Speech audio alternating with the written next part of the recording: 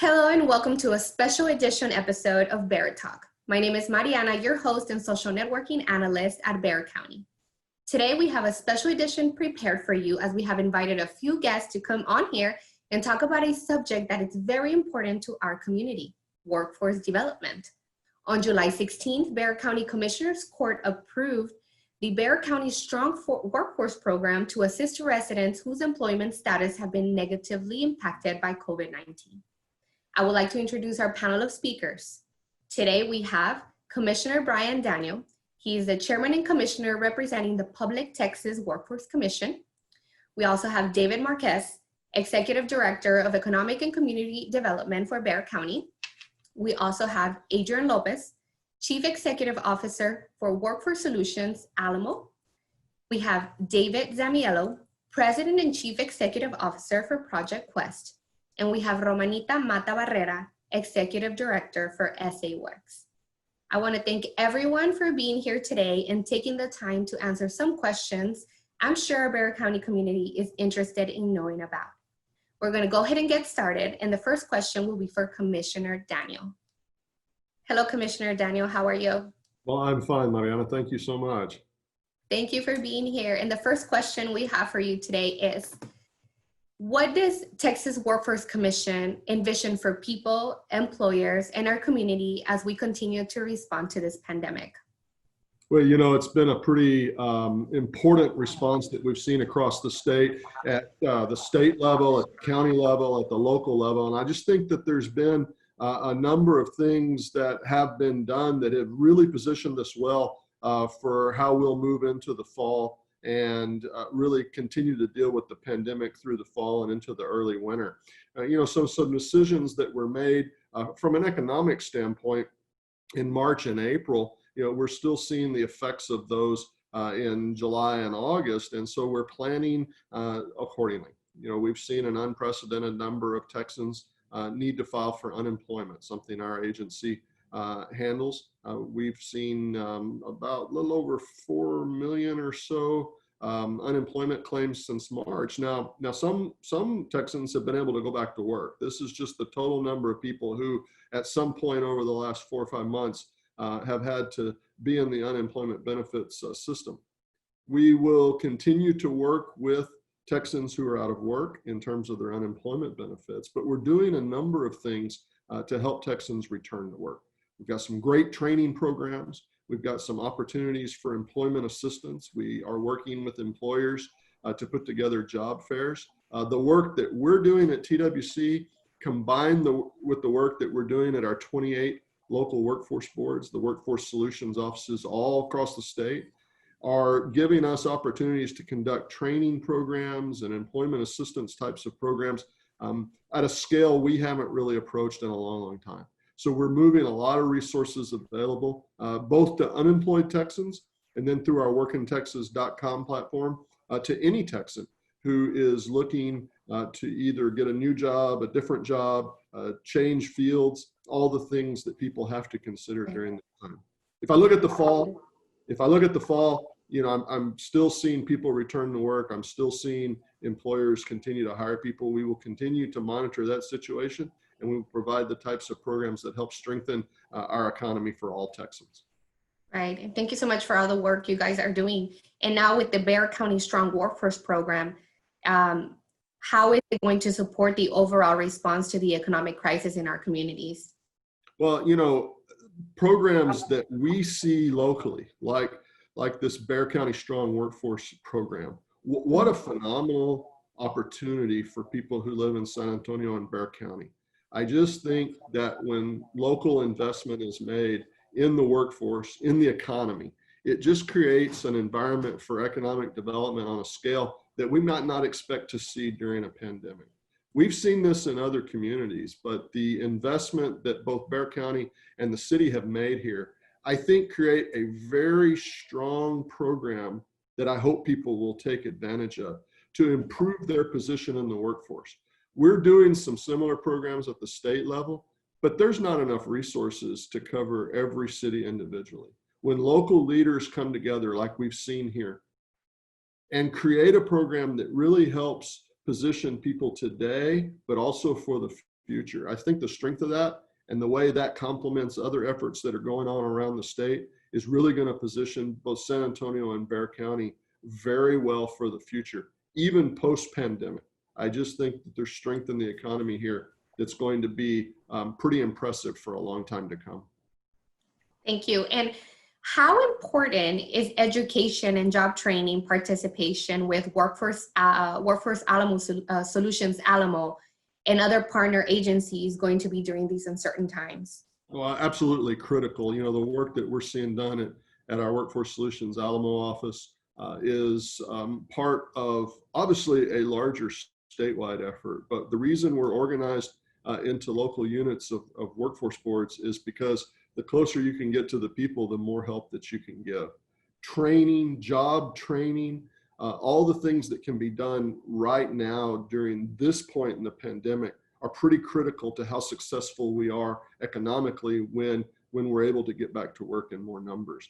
If for all the people that are on unemployment unexpectedly right now, through no fault of their own, if I knew that I was sort of forced into that situation because my business isn't open right now, to know that I could access some low cost or even free training that would help me be a better employee or help me be a better business owner when I came out, man, I take advantage of that. That's the kind of thing Workforce Solutions Alamo's doing. It's the kind of thing TWC is doing. And it's the kind of thing that city economic development and county economic development authorities are pursuing as well. What we have to do here is to have all these efforts work together. And we're doing that. Today's session, this opportunity for us to come together and talk about it, represents how what happens at the state level and what's happening in Bexar County, those are two separate programs, but they work together the same to help the same people. And that is going to be the real strength of our ability when we have an opportunity for people to get back to work. It's that training that we put in place now, that collaboration that we established between TWC and Workforce Solutions Alamo and the city and the county and the chambers and the EDCs and all the others, all the work that we've done together now, we will see the results of that in the future, and it will be a good future for us. Right. Thank you so much for your time, Commissioner Daniel. We really appreciate your answers. Thank you. Thank you. Next, we have Bexar County's Mr. Marquez. Hello, Mr. Marquez. How are you? I'm well, Mariana. How are you doing? I'm good. Thank you. So we also have some questions for you, and we'll go ahead and get started. Great. Why is the county investing in workforce during this pandemic? Well, really, a few years ago, we realized that there really is not any effective economic development program unless you're doing workforce development. It was true before the pandemic, and I think it's even more true today, that our ability to successfully grow our economy, help people get to work, get them into well-paying jobs is great. And we certainly need to bring the companies here to do that, but they really go where they go based on the talent they think they can find. It used to be we competed mostly on the basis of fixed assets. We have enough highways, road, electricity, water, and that's still somewhat important for many industries, but for the target industries that the community has decided to pursue, it's really about the talent. So this pandemic has been a bit unusual. We've been through other downturns before, certainly the 2008 recession. What was unusual about this one is that it struck every industry at every level, just about. So what do I mean? In the past, if you had a bust in the oil field, those folks come to work maybe in the construction industry or working on road projects or whatever else it may be, similar type of work. Those that were in the lower skill jobs could come work in the hospitality industry. Maybe the tourism industry was still going strong. But the pandemic has hit all of those job categories. So folks that are, they may have been working for 10 or 20 years without missing a day of work, never having been sick. I think Chairman Daniels mentioned it earlier, that through no fault of their own, they're out on the street, and they don't really have an understanding anymore of what the marketplace might require. So workforce and getting them prepared is critical, helping them to find their skills and how to put them to use in industries that we anticipate will come back sooner than those like hospitality and tourism. Thank you. And can you talk to us about how much is the county investing in workforce? Well, for our Bexar County Strong Workforce Program, we're investing over $17.5 million. We have other workforce programs. The county has, as I mentioned, been very active in workforce for several years. So we invest somewhere $2 to $3 million a year regularly on our own internal workforce programs, working primarily in the area of advanced manufacturing. I know we've spoken before about our Texas FAME effort, and that's now broadening to the FAST program, a short-term, non-degree focused program to help folks get into advanced manufacturing. That's an example of an industry that continues to grow in our community. We still have growth on the way from Navistar, from Aishin, from others. Certainly Toyota, once their market starts to stabilize, has growth in mind and changes in mind. They were already making major investments that lead to great job opportunities. So we want to invest and expand the lessons that we've learned through our manufacturing into other sectors where folks might find opportunity. And we're very blessed to have this amazing group of folks working with us, these agencies and nonprofit corporations here locally. And Mr. Marquez, what are some of the funding sources for the workforce? Well, the federal government in the CARES Act sent the county almost $80 million as coronavirus relief funds. And that was obviously a huge amount of money. There's a lot of need.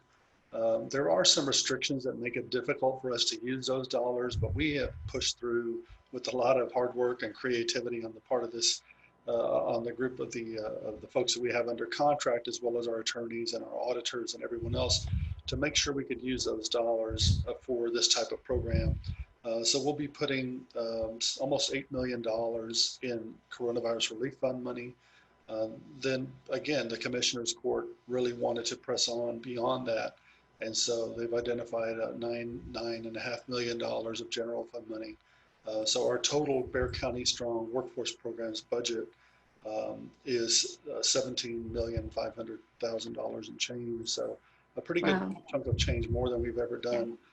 The real challenge is to get that much spent in 4 to 6 months. That's where it, you hit the real problem. Shoving that much money into a system, it's just not as easy as some people might believe.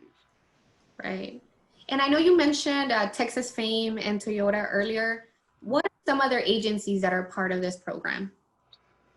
Well, the Texas FAME part of it would be one of the employers. And so we're really looking to partner with SA Works. Romanita will speak in a moment.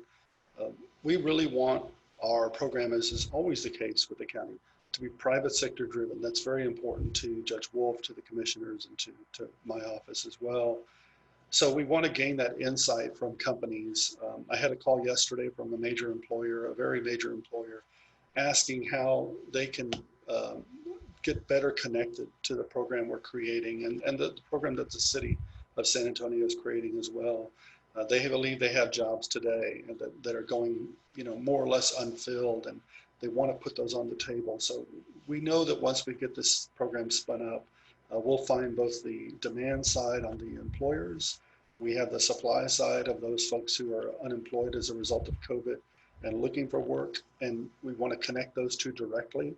If training is required, then we want to send them to training. If work-based learning opportunity is required, we have funds to subsidize that. And if there's some other broader training that they need, well, we want to identify that and give those folks a chance to improve their economic status through the pandemic, so they hopefully will come out of this on the back end even better situated economically than they were going in. Okay. Thank you so much, Mr. Marquez, for talking to us today. We appreciate your time. Next, we have Mr. Lopez with Workforce Solutions Alamo. Mr. Lopez, how are you? Doing well. Thank you for having me here. Thank you for being here on Bear Talk. The first question that I have for you is, how does one know if they're eligible for the program? Yeah, so what we would encourage all of the Bexar County residents to do is to reach out to our helpline, which is 210-224-HELP or 210-224-4357. During the course of, since March through now, we've literally have been fielding thousands of phone calls, to our 16 centers that we operate at through Workforce Solutions Alamo. But the basic eligibility requirements is that anybody who has been negatively affected by this pandemic or has been unemployed since or prior to March 1st, after March 1st rather, are eligible for this program. There are some specific populations, and this actual program, while the city has made an investment, Bexar County has made an investment specifically for people who are living in the Bexar County area and the 26 suburban cities. There are some particular populations that they're also looking at focusing on. For example, foster youth who are aging out of the system, the state system through the PAL program or the Preparation for Adult Living, as well as those who are potentially looking at going into the Bexar County Sheriff's Academy. So even if you're a City of San Antonio resident, you would be eligible for this program if you are looking at pursuing an opportunity through the Sheriff's Academy. And then anybody who was formerly incarcerated or was involved in the justice system and attempting to re-enter into the workplace, who are also registered and work in Texas and are impacted by this pandemic. So we have several ways for people to be eligible for this particular program, but we would encourage people to not self-select. We would ask them to just outreach to us through our hotline number, again, of 210-224-HELP. Thank you. Now, what if the resident doesn't want training and would just like to get connected directly to a job? Yeah, definitely. We do that on a daily basis. If we were to look at, for example, work in Texas that the commissioner made reference to earlier in this session, there's about 14,000 or so jobs that are currently posted for this particular region. There are other types of opportunities as well. For example, if you were to go to the Port San Antonio's website, there's approximately about 200 job postings that may not be registered in work in Texas, but our folks are working on a daily basis. Our career counselors are working on a daily basis to be able to field and mine those opportunities. So definitely, if people are interested in just going back into the workplace, we can provide them an opportunity to make those connections between job seekers and employers. Okay, thank you. Now, what if someone wants to make a career change, but don't know what type of career to pursue? Would this program help with that? Yeah, this is a perfect opportunity to make a career change. Unfortunately, what Mr. Marquez was mentioning earlier in terms of sort of all of the industries being affected by this pandemic, but there are some industries that were more affected than others, such as the hospitality industry and restaurant industry. And so some of those jobs and some of those opportunities that existed just about 4 months ago are going to be slow to come back, and some may not come back at all. So this is a really great opportunity for us to offer opportunities for people to make a career change and to get the correct sort of skill set by the training that is being offered through this particular program. So there are still opportunities in manufacturing, IT, cybersecurity, in aerospace, in construction, obviously in healthcare. And so, again, we would encourage people to reach out to us, speak to a career counselor. We can do an assessment as to what people's skill sets are and where their interests are, and then sort of laying out a whole menu of options of where there are some career opportunities.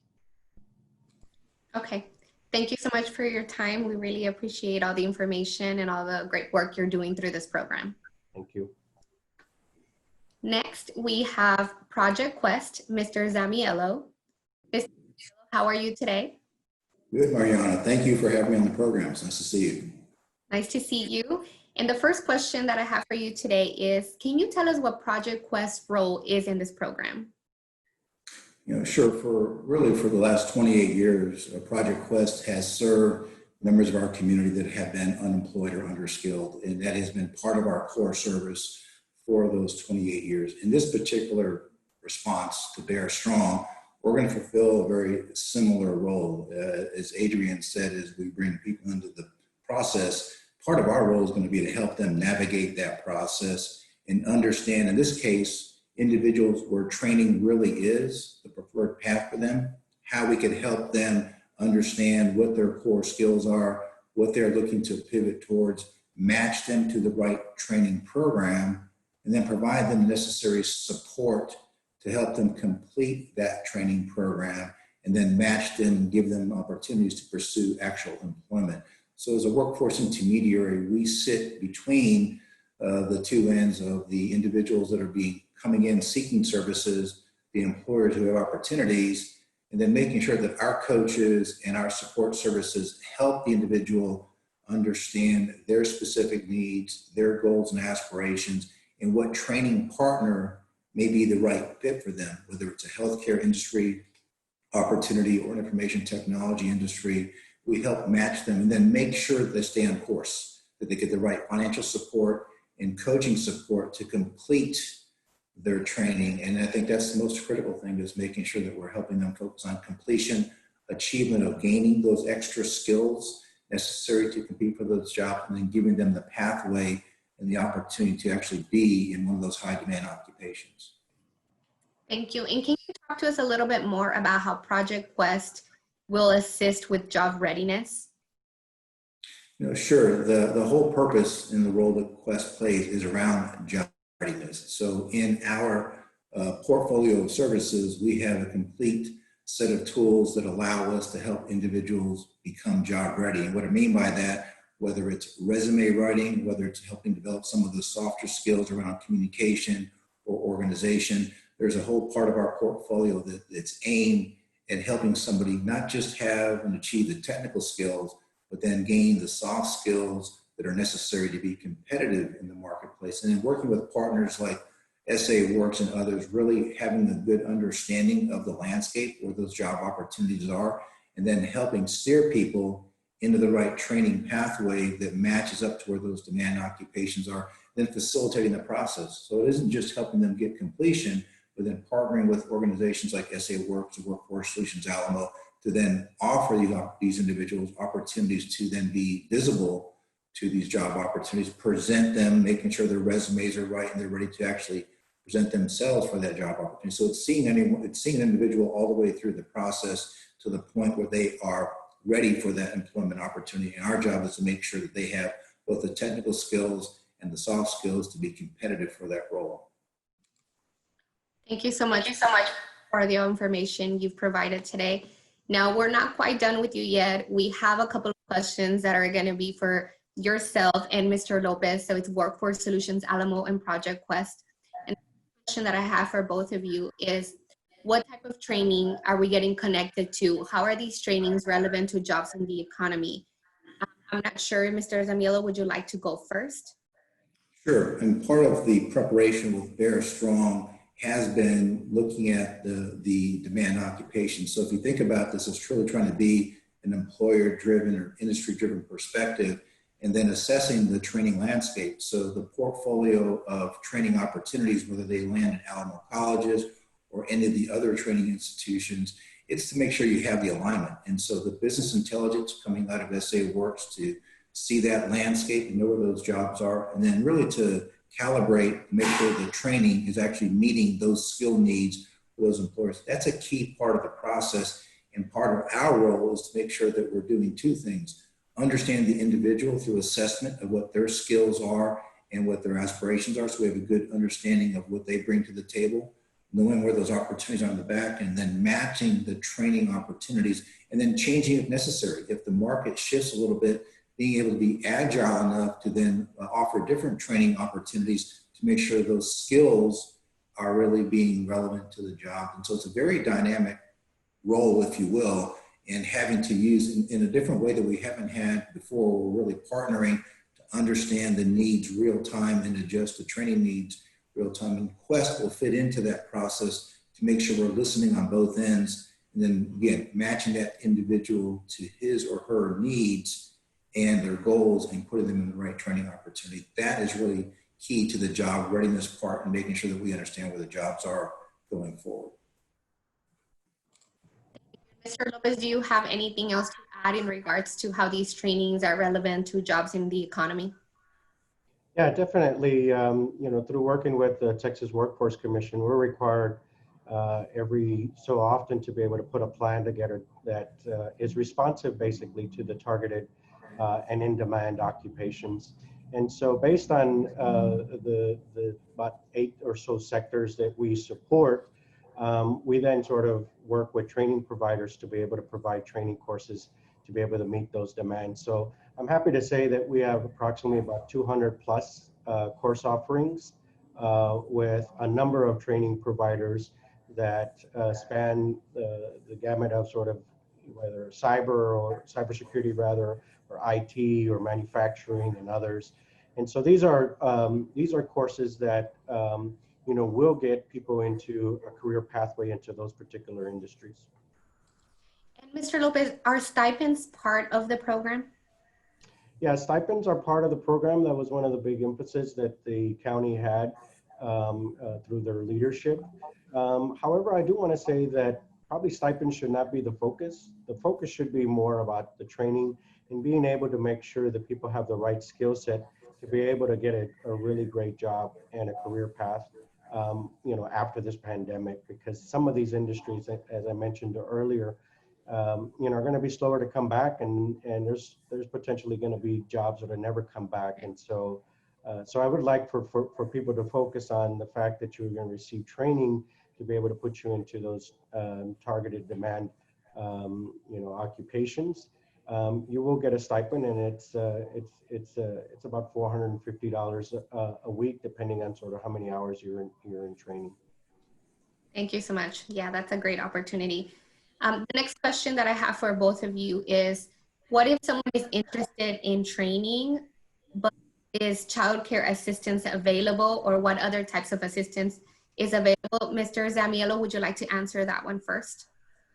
Sure, and I know Adrian will expand upon the idea, but where necessary, and in case I'll just speak about it from a Project Quest perspective for us, which is in our portfolio of services, we have what we call support services, which do provide funds in situations where childcare is needed, or even things like rent and mortgage payments. We want to make sure we can break down any barrier that's going to prevent someone from completing their training experience. And we know that child subsidy is a key component to a successful workforce development program. So we're able to provide those financial services when necessary to help our participants continue on their training program. So that is part of our offering that we'll be bringing up through this Bear Strong program. Mr. Lopez, would you like to add to that? Yeah, definitely. And I guess I would like to sort of expound on what the Chairman Daniel said earlier, which is this is a really great opportunity of combining local resources with state and federal resources. One of the great things that the Texas Workforce Commission did early on in this pandemic, and through the leadership of the governor, was at least for this particular region, is they invested an additional $17 million into essential childcare. That was crucial to making sure that our economy continued. We'll continue to make investments into childcare that will match the funds coming from this particular program. And just to give you an insight, on a daily basis, we're probably providing childcare to over about 10,000 children in this particular region. Wow, that's great work. Thank you so much. And then the last question that I have for you is, would the jobs be relevant if the pandemic persists? Well, I'll just add to that we're looking beyond the pandemic, and I think the demand occupations really drive the conversation. So I think Adrian said earlier, there's some knowns in this, that the healthcare industry will be stable as a sense of providing opportunities into the COVID recovery experience and beyond. Areas like information technology, advanced manufacturing, and trades, we feel pretty confident that those job opportunities will persist through through where we are right now. And there'll be others that emerge. And so I think the key thing to take away from the conversation is that we're always looking ahead, and any kind of workforce development experience is really driven by the job market first, ensuring that we understand the job market, where those opportunities are, and then aligns the training, because training unto itself does not necessarily lead to the employment opportunity unless you understand the job market. So in those three main demand occupations, we feel confident. And then we're currently, and will continue to monitor the situation as the economic conditions evolve, and where there may be new opportunities, we would align the training to those opportunities. Thank you. Mr. Lopez, do you have anything else to add? Yeah, I just go back to what Mr. Marquez said earlier, which is that Bexar County and both state and local leaders are still receiving phone calls from potential new corporations or businesses or employers coming to Texas and to this particular region. So this training that we're queuing up is very valid because not all has stopped and not all has been lost. There's certainly things that are changing and there's certainly things that we're adjusting to, but these training opportunities really do offer the best chance for people who don't either have a job or who maybe had a job and wanted to move into another career path. One of the things that happens and has happened in this particular region, as the city and the county have done an outstanding job, as well as with the state bringing in new employers, is sometimes those employment opportunities went to people who moved into the community, and so local folks didn't necessarily have a real good chance to it. Now is the really great opportunity that if you are unemployed, to take advantage of these training opportunities, to actually make yourself much more marketable, and to have a real chance of being able to sort of land some of the great jobs that David Marquez and Chairman Daniel and others are working on to bring to this community. Thank you so much for your time. Now we're going to go ahead and move on to SA, which will be represented by Mrs. Matta-Barrera. Hello, how are you? I'm doing well, Mariana. Thank you so much for having me. Thank you so much for being here on Bear Talk. And the first question that I have for you is, what is SA Works' role in the Bexar County Strong Workforce Program? Certainly. So first of all, I want to commend the county for putting this panel together. This isn't a first for us necessarily. We have been partnering with the county now for several years, as Mr. Marquez stated earlier. Economic development goes hand in hand with workforce development. So the county, and I would say Judge Wolf himself, was instrumental about 4 years ago, almost to the date now, in ensuring that SA Works, which is the workforce development arm to the Economic Development Foundation, was fully integrated into the San Antonio Economic Development Foundation. The role at the foundation is to recruit companies to San Antonio, as was mentioned earlier, with the help of the Workforce Commission, with the help of the Governor's Office, but certainly in partnership with both the city and the county's Economic Development Office. But with that, we are also very much focused on business retention and expansion of our local businesses here. And as was mentioned earlier, regardless of incentives or abatements that a company may be offered, really they're making decisions on where they're going to be located and where they're going to stay based on access to skilled workforce. So that has always been just a critical component. And so we are going to be working in the arena that we've always worked in, and that is direct employer engagement. So I know that all of my colleagues here on the panel have spoken about that, the importance of employer intelligence, that we have those conversations real time. I know Commissioner Daniel mentioned work in Texas, but in reality too, there's a lot of employers who are hiring now. And so they have relationships directly either with the county's office, like the call that Mr. Marquez got, or directly with us or our business development team, because they urgently really want to get folks back to work. And I would say that I'm also just very proud of our local employer community in that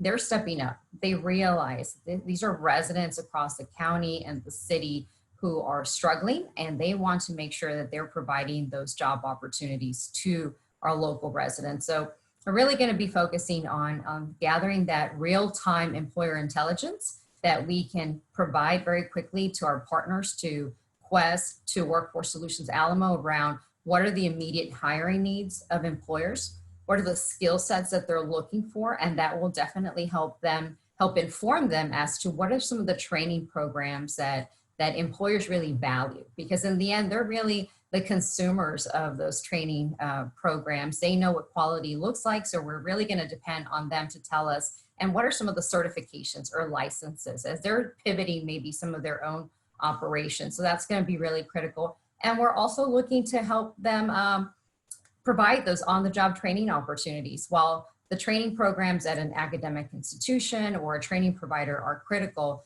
that on-the-job training is really important. And there may be individuals out there who already have some of the skill sets available, but if they go and actually work on the job and they're trained there, ideally that will then lead to an offer for full-time employment, and we can move them rapidly back into employability. Thank you so much. Now, what if I'm an employer and have vacancies? How do I connect with this program? Absolutely. Reach out to us directly at the Economic Development Foundation. Our number is 210-226-1394, or you can email us. And if you happen to go through the county, I'm sure Mr. Marquez will refer them directly to us. We're standing up an employer collaborative to start to derive some of this employer information. And so please don't hesitate. We don't want it to be complicated in terms of where to navigate to find the right talent you need. Come to us and we'll work in direct partnership with Workforce Solutions Alamo and Quest to identify job seekers that may be a ready match. Thank you. And what types of employers are you looking for to participate in this program? So we work with employers of all sizes, and we are really looking for employers that are looking to hire. Ultimately, those who have shown some sort of resilience to the impact of COVID on their operations. We know traditionally those have been in our target demand industries that were already mentioned earlier, like manufacturing, logistics, transportation. I'd like to say that we're really proud that we have diversified our target demand industry so that we are a little bit more resilient. When we look at manufacturing, we have automotive through Toyota and that supplier network, but we also have food manufacturing and processing that's really important through our HEB headquarters here. And then we've got healthcare, but bioscience, right? We have a robust R&D bioscience thriving industry that they're actually working on the cure for COVID, right? There, we've got some amazing industries here in San Antonio, but certainly IT and cybersecurity. We have the #1 cybersecurity program here through UTSA, and that has brought in a lot of opportunities both on the commercial and the defense cybersecurity side.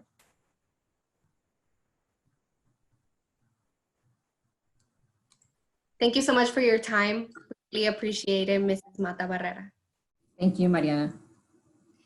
And now I want to thank all our speakers for taking the time to answer these questions and for the hard work you put into making our Bexar County workforce stronger. If you're a resident interested in learning more about the Bexar County Strong Workforce Program, please call 210-224-HELP or visit workforcesolutionsAlamo.org.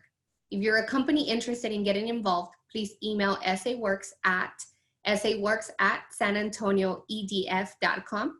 And this is all we have for today. Thank you for tuning in into the special edition of Bear Talk. We will see you next time.